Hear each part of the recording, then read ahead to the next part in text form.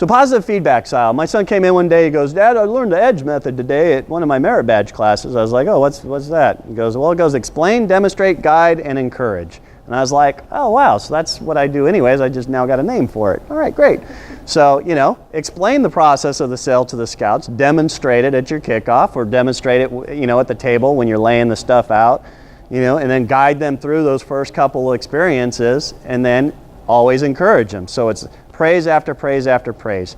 So I think I'm using my old slide because I work with a bomb sniffing dog. I'm a security inspector for Homeland Security, so I have a dog and I walk it around all day long and pick up poop and throw a tennis ball.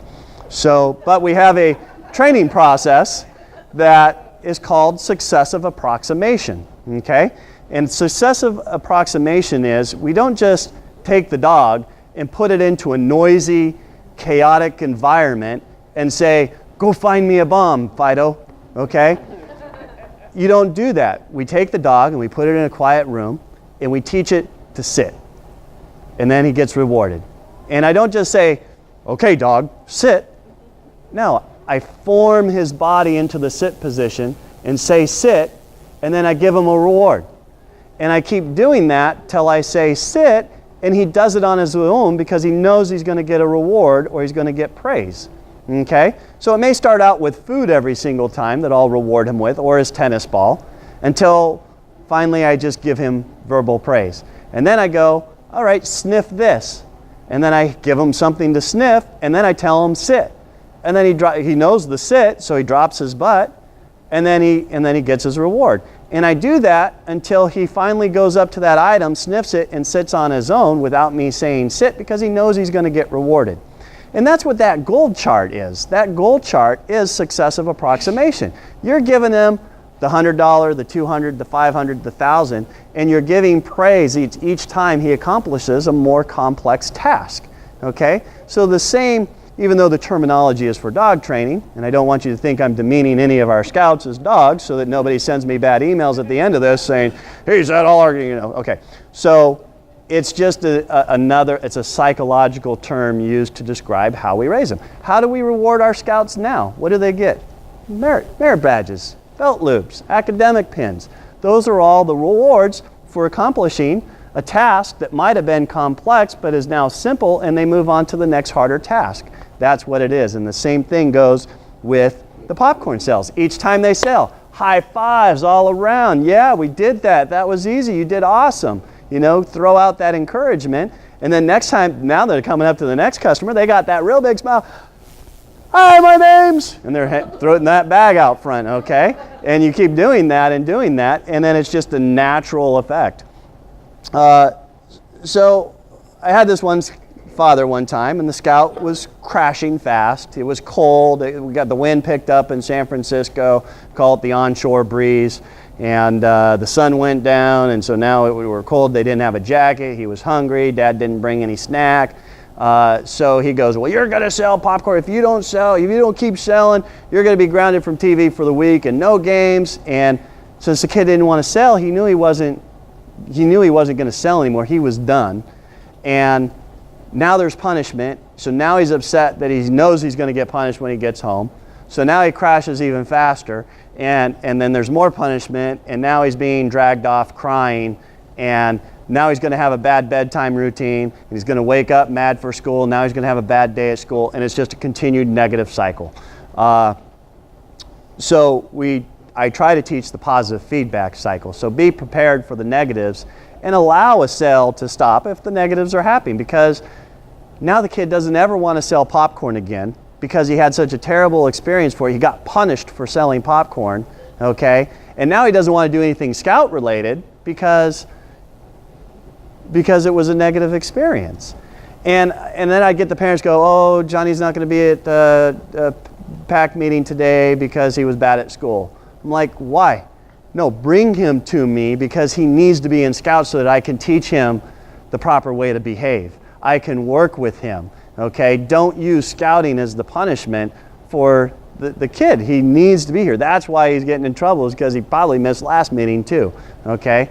So watch for the negative feedback cycle and try to break that. A really good book on that is Families Where Grace is in Place. It's written by von Steuben. If you just Google Families Where Grace is in Place, the rest of the title is Escaping Manipulation, Control, and Legalism, or something along that lines. It's really great for spouses. It really shows how we were controlled as kids by, you just wait till your dad gets home, you're going to get that whipping, you know. And we were controlled by that fear and that punishment versus recognizing that a behavior is based in a need and we're not meeting that need, and how are we going to meet that in order to get the behaviors we want. And it kind of goes back to successive approximation yet. And this is where it's helped me in my security field, is now I address situations out of compassion and empathy versus out of the rule of authority, okay? And the effect that it has on people is completely opposite. You go from somebody that's defiant to somebody that's now more in control. So here's a great example of positive negative feedback cycle in work. You're at home, Johnny's room's all a mess. Johnny, go to your room and clean it right now. If you don't go clean your room, you get no video games tonight. Johnny goes to his room, he sees how messy it is. He's like, I'm never getting this cleaned up. In his little mind, he's processing it. So he sits in the corner and he doesn't do anything. You go check on him. I told you to clean your room up right now. Is that what you want? You want to lose your video games for the night? So now he's crying in the corner, and you come back in, and now you gotta do what you said, right? You know, follow through. So now he's grounded, now he's crying, now nothing's good. Versus, here's the positive feedback cycle. Johnny, you know what? I would love to sit on the couch and watch some cartoons with you tonight, but I'm really busy. I need to make dinner, I need to do this. So let's go to your room and start cleaning up, okay? You take him to the room, you go, you know what? These Legos are all over the place. How about you start with the Legos? And he scoops them in, and you did a great job with that. You know what? I got to go get my dinner started. How about you clean up the cars right now, and as soon as you get done with the cars, you come get me, okay? So now you leave, you go get dinner started, he's got the cars clean, you come back, you go, great job cleaning the cars. You praise him, he did that simple task good. Because the cleaning the room is the complex task. There's all these things. So you make one success after another.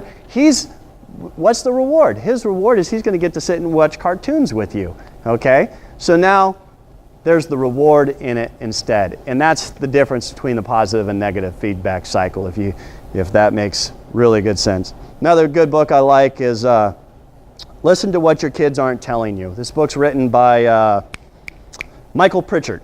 He's out of Oakland. He does bowling seminars. And I'm going to cry. I had to put this book down like 10 times because I was just bawling my eyes out. So this isn't an easy book to read, but he goes and he talks about all the stories of the interaction with these children.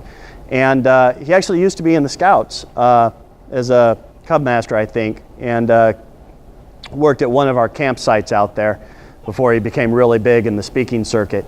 But this one kid had Down syndrome, and he goes, he was in this bowling group session with bullies and other kids that get bullied, and he goes, I understand why people bully me. I'm different and they don't understand that. So that's fine. But my friend Tim, the only thing he did wrong was be my friend.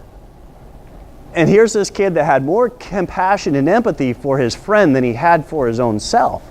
And this book is just amazing, and it really helps you stop when you hear us, you're going to read things in these books, and then you're going to have contact with a scout somewhere, and you're going to hear the scout say something, and it's going to click something in your mind back to one of these stories, and you're going to have to turn and you're going to have to address that scout with some compassion and empathy to find out what he's really talking about. But excellent book. And then last lecture, I like that one too. That's a good book. But